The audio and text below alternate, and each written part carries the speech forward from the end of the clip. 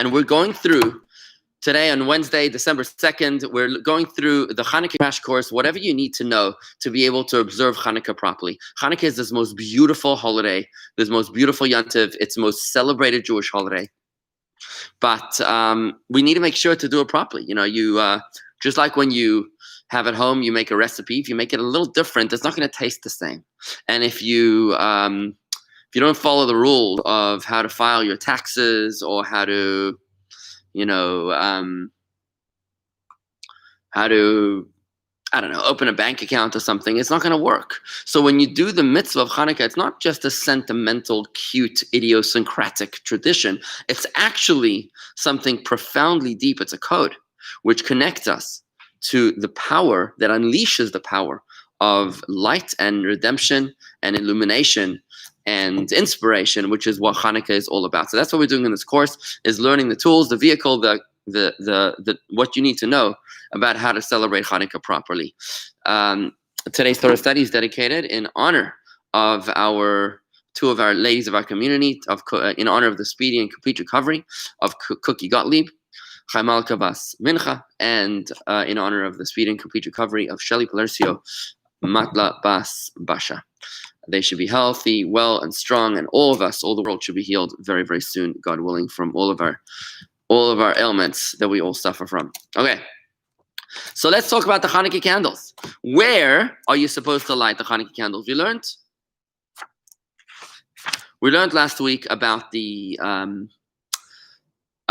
introduction to Hanukkah, what Hanukkah represents and what it's all about. You can find that class at youtube.com/Jewish Gardens. That's youtube.com/Jewish Gardens. Let's learn about what the Hanukkah menorah is made out of, what it's allowed to be made out of, what it's not allowed to be made out of. Are you fulfilling the mitzvah if you lit an electric menorah? Did you or did you not fulfill the mitzvah? Did you waste your time, or did you actually fulfill the mitzvah by lighting an electric menorah? Let's take a look at this idea. So the mitzvah, the best way to fulfill the mitzvah is to use olive oil for the Hanukkah candles. Obviously, the reason for that is because the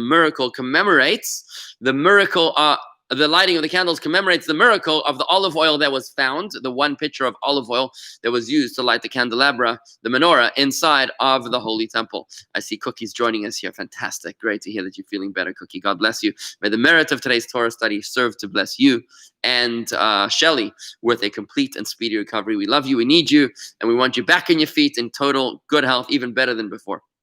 So if you cannot find olive oil, you're talking about olden days when people just didn't have olive oil. If you didn't have olive oil, you don't have olive oil. Today, you just go to Amazon and bam, it arrives at your door the next day. And depending where you live, it might be Amazon Prime now. It might be delivered within an hour. I hear they're building all sorts of Amazon warehouses like here in this area. So who knows? Maybe we're going to be Amazon Prime now. In any event, if you can't find olive oil, then you may use wax candles or candles made out of some other kind of oil, as long as it is pure and clean. Some oils like paraffin are not so clean. They sizzle and they crackle and they pop, they make noises. Those aren't good for the Hanukkah candles, which is supposed to be a smooth flame. If those are also not available, then all oils really are kosher for Hanukkah candles. Now, what about the wicks? The wicks. We're not talking about electric menorahs yet. So far, we've learned that you have to light the candles.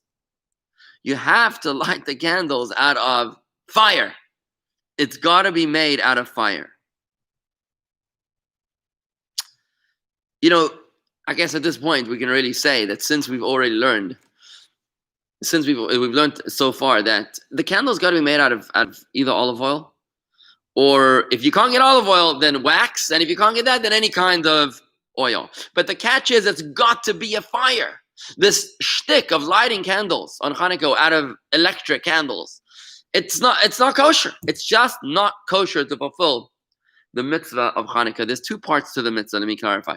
So the part of the mitzvah, which is the lighting of the candles,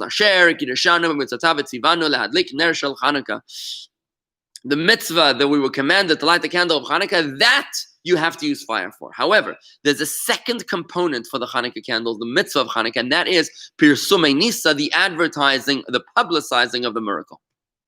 When it comes to publicizing the miracle, for that you don't need an actual real flame. For that you can use television, radio, Facebook, social media. You can use a car menorah, which is what we're doing in our car menorah parade, where you light it, where we're putting car menorahs on top of the cars, and we're going in procession through Palm Beach Gardens to light up the skies and the streets of Palm Beach Gardens with the light of the menorah. By the way, if you haven't signed up to that, please do at jewishgardens.com/light. That's jewishgardens.com/light for a social distanced, contactless, distanced Hanukkah celebration. The first night of Hanukkah, Thursday a week, on Thursday night, December 10th at 5 o'clock. You have to sign up so that we can make sure that we have enough car menorahs for you. And you have to sign up at jewishgardens.com/light. So please do and join the parade, the mitzvah of lighting up the Hanukkah lights. So the publicizing of the miracle component, that is okay to use an electric menorah. But when it comes to the actual essence mitzvah, which is the lighting of the menorah, you can't do that with Hanukkah candles. By the way, there's a big difference between Hanukkah candles and Friday night candles. Can you fulfill the mitzvah of Friday night with electric candles? And the answer is yes. So, for example, if you're in the hospital, like Shelly, she might be in the hospital this Friday night. Hopefully she won't. Hopefully she'll be back before Shabbos. She's yearning to light the Shabbos candles at home. But if you are in a hospital, and they're not very keen on lighting candles in the hospitals near the oxygen tanks. So if you are in a hospital, for example, on a Friday night, you can fulfill the mitzvah of Friday night candles by flicking the light switch, turning it off, making a blessing, and turning it on. Why? Because the mitzvah of the Friday night candles is not about the candle, but about the light. You see, Shabbos is a time of rest and relaxation and pleasure. And you can't really have pleasure when you're groping in the darkness. That's why we light candles, we light fire, or light. We make light in order that you should be able to experience the pleasure of Shabbos and not grope in the darkness. That's why if you can't do a fire on Friday night, you can fulfill the mitzvah through electricity. However, the mitzvah of Chanukah is not about the light. In fact, it's the other way around. We say, Ve'ein lanu reshut leishtamesh behem. We do not have permission to use their light. You're not allowed to take a book and read next to the Hanukkah lights. You're not allowed to use their light. You're only allowed to see the candles. You can't use their light. The Friday night candles are about making lights. The Hanukkah candles is about lighting fire. And that's why you cannot fulfill the mitzvah of Hanukkah by lighting electric candles, electric lamps. You've got to use actual menorah lights.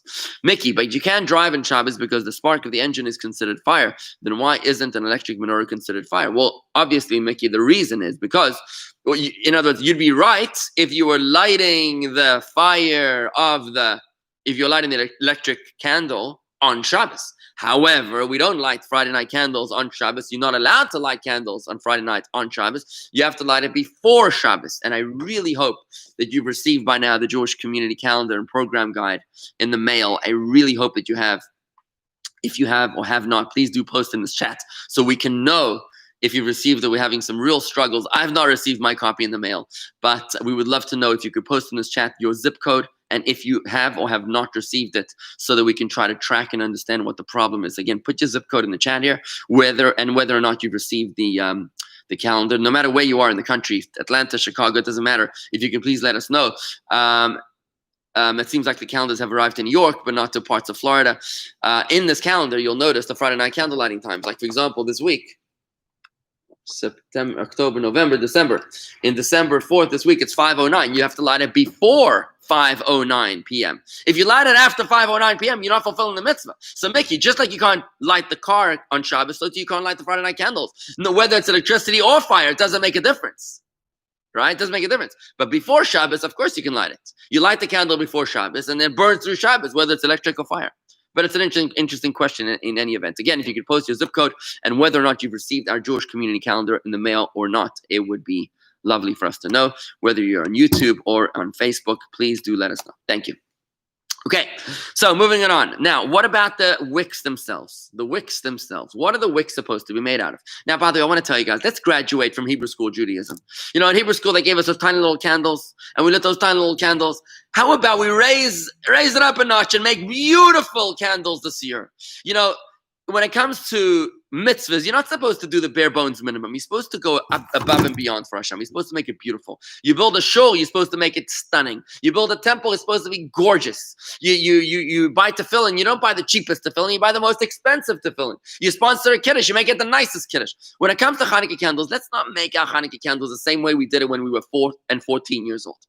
Let's raise the ante. Buy yourself a beautiful menorah. Make it an olive oil menorah. Buy the olive oil. Buy the wicks that we're about to talk about. Light the flames in the most beautiful way. Sanctify the mitzvah. That's the mitzvah. It's called Hidur mitzvah, which means beautification of the mitzvah. It would be lovely to do that. Let's talk about these wicks. So the wicks have to be kosher wicks. All wicks are kosher. All wicks are kosher for the Hanukkah candles. However, it would be a special upgrade of the mitzvah, right? You know, your car, you get upgrades. Your kitchen, you get upgrades. Your Hanukkah candles should also have upgrades. Your mitzvahs should have upgrades. So, what is the upgrade of the mitzvah of Hanukkah candles, the Hanukkah wicks? It's best of all to use cotton wool, or linen. Cotton or linen, because they burn beautifully. If you're getting another kind of wick, it doesn't really work so well. What I do is I fill my cups. I have this beautiful silver menorah, which I received as a gift when I got married from my in-laws. And we have these cups, little glass cups, and I pour in olive oil, a lot of olive oil. It burns for like 6 hours. It's a mitzvah. I fill it up with olive oil. And then what I do is that I take cotton wool. I take a bowl of cotton wool and I roll it like this. I literally put it in my fingers and my hands, and I roll it into thread. Depending how thick it is how big the flame is going to be. So roll into a thread.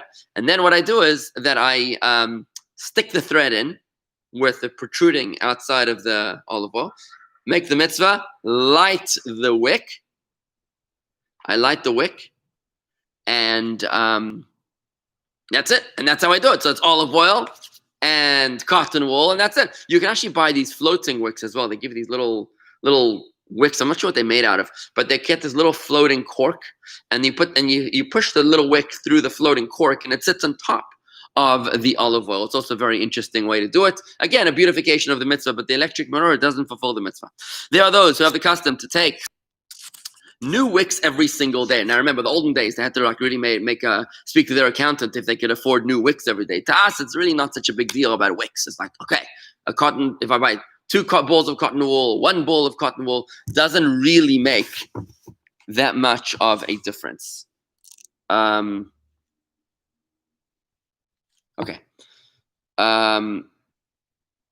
Good. Let's keep on going. So it's a nice thing to make new wicks every single day. There are those that say you don't need new wicks every day. You can recycle yesterday's wicks, and on the contrary, they say that it's best to use yesterday's wicks, to recycle them, because they'll light better. It's easier for them to catch a light. My father has a custom every Friday night. He prepares the candles for my mother. And when you light Friday night candles, if you have a lot of kids, you're supposed to have a lot of candles. What you do is like this. A single woman lights 1 candle from the age of bas mitzvah, or from 3 years old. In my house, we light from birth. My daughters, from birth, they light Shabbos candles. So it's 1 candle you light. When you get married, you light 2. 1 for you, 1 for your husband. Then every time you have a kid, you're supposed to light another one. Right? So my parents, Kenai and Hara, they have 9 kids, so they light 11 candles. So my father sets up the candelabra, he prepares it for my mother, but then he lights the wicks, and he puts them out, because when a wick has already been lit, it's easier for it to light again. And that's why it says over here, it's best to use the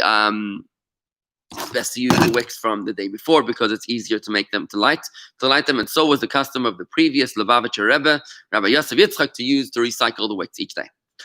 Okay. Any questions or comments, please feel free to comment or to post. Someone who uses old wick should be careful that the used wick should be in the new candle. Every night we add a candle, right? So if you used on night 1, you used 1 wick. Then on night 2, you have 2 candles. So you only have 1 candle to recycle, 1 wick to recycle. So put the old wick in candle number 2, in flame number 2, and the new wick will be in the old candle, which is number 1. It is customary.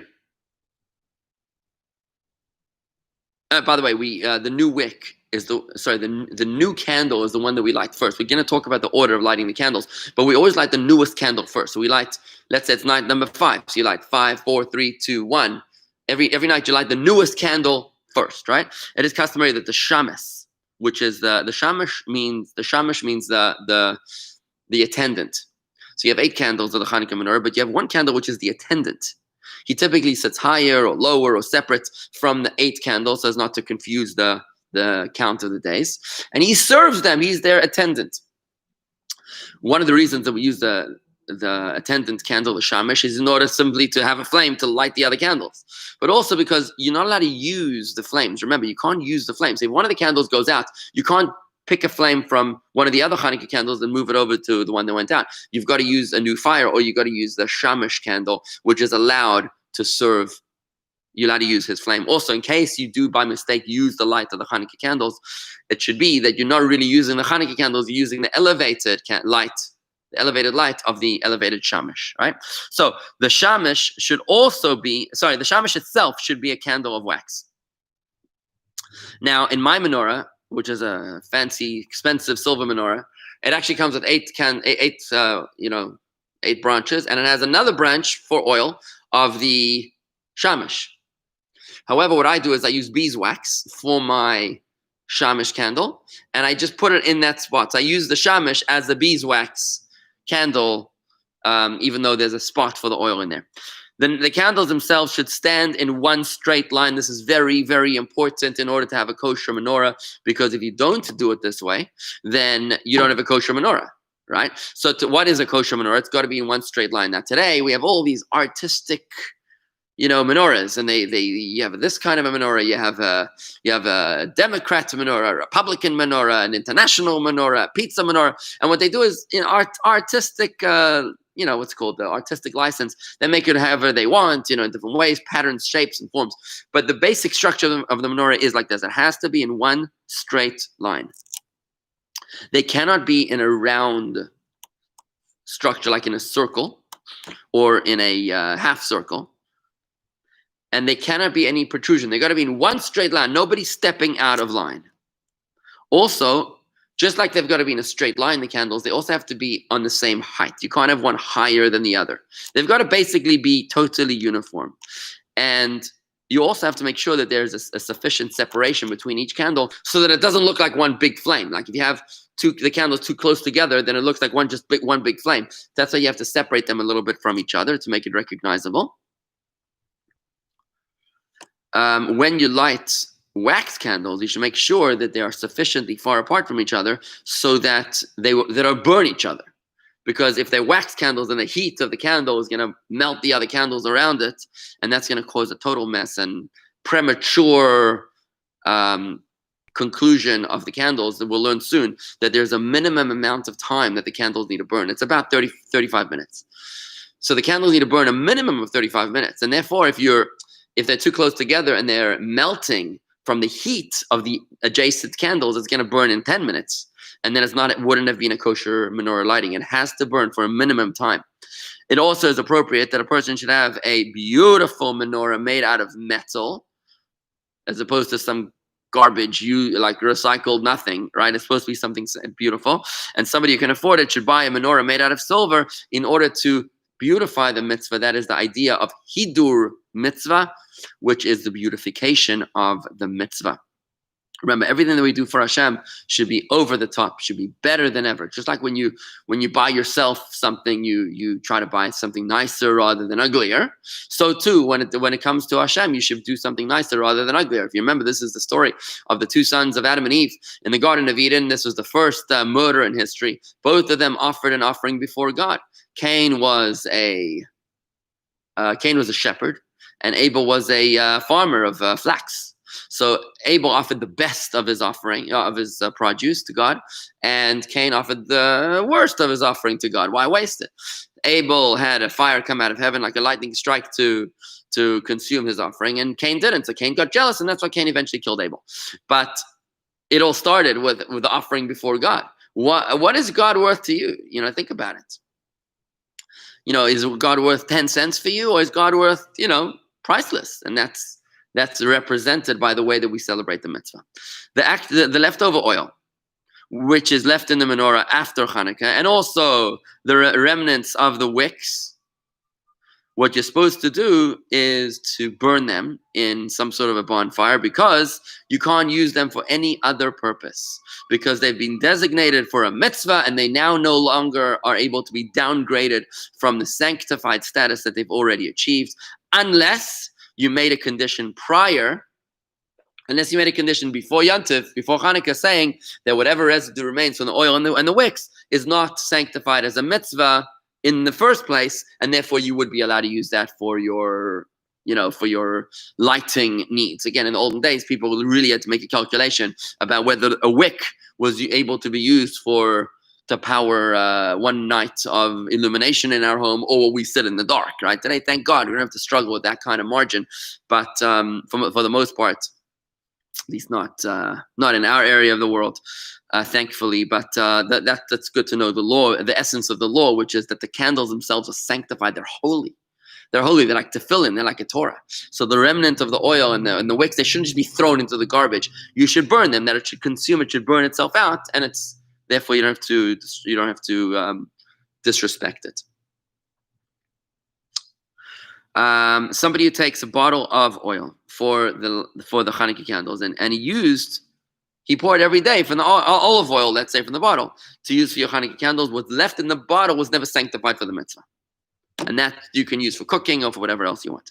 I see over here that the calendars have arrived in Jupiter, have arrived in Missile, but not in other parts of 33418. Thank you for letting us know, folks. Okay, let's go just a little bit further, a little more in the mitzvahs of Hanukkah. We got a lot to learn before Hanukkah. Let's talk about the location of the Hanukkah candles. The candles of Hanukkah need to be located at the entrance of a room or the entrance of your home, ideally at the entrance of the public domain. So the candles of Hanukkah should be lit at the entrance of the public domain. Why? Because we said part of the mitzvah of Hanukkah is Pirsumei Nisa, is advertising the miracle, promoting the miracle. So if you light it in a dark hidden corner, nobody's going to see it. But if you do it in facing the public domain, that would advertise the miracle.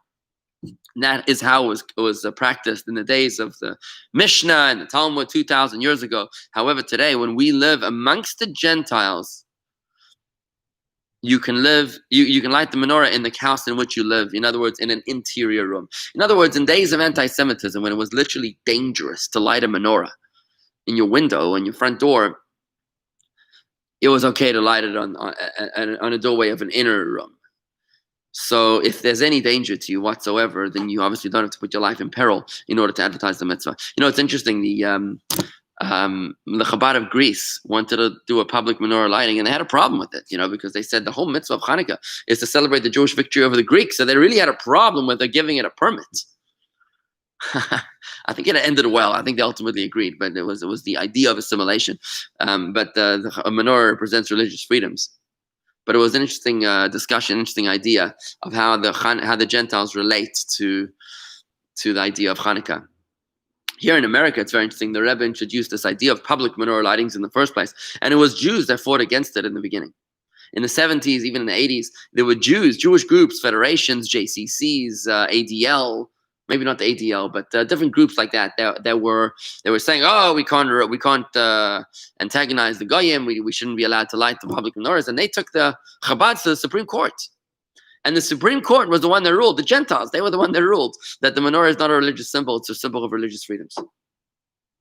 It's a symbol of freedom, which is the values of this country, and that's why they ruled that the menorah is allowed in all public spaces.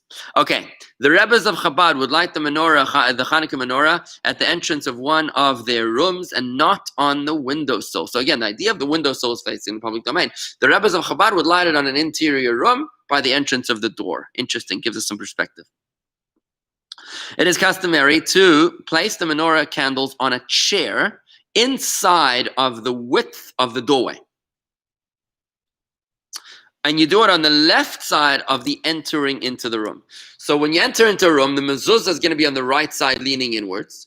On the left side of the doorpost, opposite the mezuzah, on a chair, would be where the Hanukkah candles sit. In order that this way you're surrounded by mitzvahs, the mezuzah on the right and the Hanukkah candles on the left. And it turns out that you're enveloped by mitzvahs. This idea of lighting the menorah,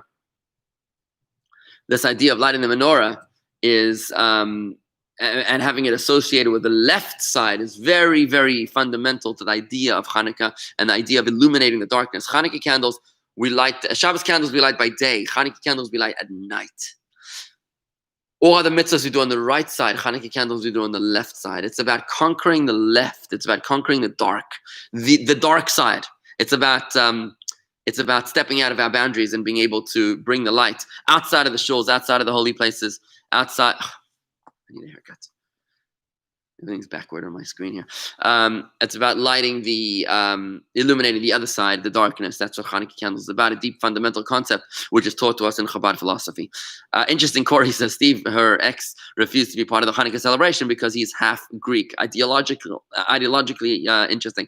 I think that his nationality might be Greek, but I don't think that Steve's identity is the Greek philosophy identity, which was intolerance of other religions, intolerance of the belief in God. And I think, therefore, it would make for a nice conversation, but it is certainly an interesting idea that you share with us. Good. I see that Elaine also and Ibis did receive the calendar. That's great. Let's go further a little bit. When many people light the menorah in one home, they should be careful that each one should have his candles, his menorah, a little bit separate from the other ones, so that it should be recognizable how many candles are being lit. If you put like in my house, all the kids lighting the menorahs, and you have like 10 menorahs or 8 menorahs in a row, it looks like you have you could have 72 candles. It could be the 72nd night of Hanukkah if you look at it in one row. But that's why you're supposed to separate them a little bit, so that way they look. It becomes recognizable which night we're holding. And you also shouldn't light the candles in the same spot that you light the candles of Friday night all year round, so that it be recognizable that these are special candles, these are unique, these are Hanukkah candles. It's a mitzvah to leave the candles high, to place the candles higher than 3 handbreadths above the ground. So a handbreadth is 1, 2, 3. They should be higher than 3 handbreadths above the ground, and they should be lower than 10 handbreadths above the ground. So you shouldn't light them like 6 feet high, or it should be lower than 10 handbreadths from the ground and higher than 3 handbreadths from the ground. That's why a chair is a really good way to light the candles. If you did light them above 10 handbreadths, you have fulfilled your obligation. But if it's higher than 20 cubits, 20 cubits is about 30 feet. If it's higher than 30 feet, you've not fulfilled your obligation. And that's why you'll notice that in these public menorah lightings, they're always careful. They talk about the tallest menorah in the world or the tallest menorah in the city. And that's because there's a certain height above which you cannot go. You cannot light the menorah above a certain height because it's not able to be seen by the human eye. The same thing, by the way, applies to the sukkah. The sukkah also, the schach, is not allowed to be higher than 20 amma, than 30 feet, because then our eyes don't see it. And the purpose of the schach is to remind us about God's protection. The flimsy roof reminds us that we're at the hands of Hashem, and just like Hashem protected us way back when, so too Hashem is going to protect us today. So it's about consciousness, it's about awareness, and that is a similarity between Hanukkah candles and the sukkah, and that's why they both have to be under a certain height. As human beings, if we look too high, we might hurt our neck. You got to be careful that, by the way, it's an interesting discussion about what happens in apartment buildings. When people in Israel, you go to Israel, you see apartment buildings. You walk down streets and they're filled with Hanukkah candles. Everyone's lighting in the windows facing the streets. So what happens then is that there's a question about if the menorah is 50 feet or 100 feet above the street, you're on the 12th floor of the building. Is that a kosher menorah? The answer is yes, because it's vis-a-vis the floor that they're on, not vis-a-vis the ground. So it's an interesting discussion, which, by the way, might explain that from that perspective, you'd probably not want to light the menorah in the window because it's not kosher for the window for the people outside anyways. It's only kosher for the people inside, which is why you'd like to light the menorah within the doorway, like the Rebbes of Chabad would do, inside the doorway on the left side. So that way you're illuminating the darkness, you're illuminating the left side, the unholy side, with the menorah lights. Okay. Because vis-a-vis the inside, it's not higher than 20 feet, than 30 feet. You got to be careful that the candles should be lit in the house in which you eat in which you normally eat, and therefore somebody who goes to eat in someone else's house temporarily has to go back to his house and light them over there, because you've got to light the candles in the place where you live, in the place where you eat. If you had a special room for eating and a special room for sleeping, imagine that, right? Imagine you had a bedroom and a kitchen, right? So what do? You should light it in the room that you eat. The Hanukkah candles are associated with the place that we eat, and therefore, because that room is considered your main room. The place where you eat is more your presence than the room where you sleep. So it's more important to light them at the entrance of the room that you sleep in, that you eat in, rather than in the room that you eat in. Sorry, one more time. It's more important to light the candles in the room that you eat in, rather than in the room that you sleep in. And this, friends, concludes today's section 2 of the Chanukah crash course. We'll carry on tomorrow as well, because there's a lot to cover here, and I want to make sure that we cover all the laws of Hanukkah before the festival of Hanukkah, which begins next Thursday night. So you got to be prepared. We have prepared a beautiful Hanukkah guidebook, just like we did for the high holidays, a high holiday DIY book. We've also prepared a Hanukkah guidebook, DIY, do it yourself, and will be available for pickup here at the shul next week. More details to follow. With that, I want to say to everybody, have a wonderful day. Today is a special Mishaberach. I'd like to make a Mishaberach for Cookie and Shelly. Today is Wednesday. There is no event tonight. We had our event last night. That was a beautiful cooking event with our chef from Israel. She was in Israel. What an amazing world that we live in. She was 2 o'clock in the morning by her when she was doing this cooking event for us last night. Okay, so let's make a mishaberach here for the speedy and recovery of Cookie and Shelly. Anybody else who would like to be included in the blessing, please do mention the names as we pause for the blessing. Mishaberach Avoteinu Abraham, Yitzchak, Yaakov, Moshe, Aaron, David, and Shlomo. May you bless our forefathers Abraham, Isaac, and Jacob, Moses, and Aaron, David, and Solomon. V'yirapi es Chaya Malka bas Mincha ves Matla bas Basha. Cookie Gottlieb and Shelly Palersio Bavur Shabli Neder, you can let's talk about Vorum for pledge to charity without a vow on their behalf. Bishar Zen, this merit, HaKadosh Baruch Hu, Malarachmim Alehen, may the Almighty in this merit be filled with compassion upon them, Lachliman, Rapoisan, Ulachzikon, Lachyesan, to heal them and to strengthen them and to fill them with life. Ishlach Lahen, Meher Voshtem and Shamayim, may send them from heaven speedily a complete recovery from heaven. Bechol Evarei and Vigadein, in all their body parts, organs, veins, and sinews, B'seich Shar Chol Yisrael, amongst other sick people of Israel, Rafus Nefesh, a healing of the soul, Rafus Aguf, and healing of the body. V'nimar Amen, and let us say Amen. Thank you very much, everybody, for joining me today. It's been a pleasure. We hope to see you tomorrow again. Shalom.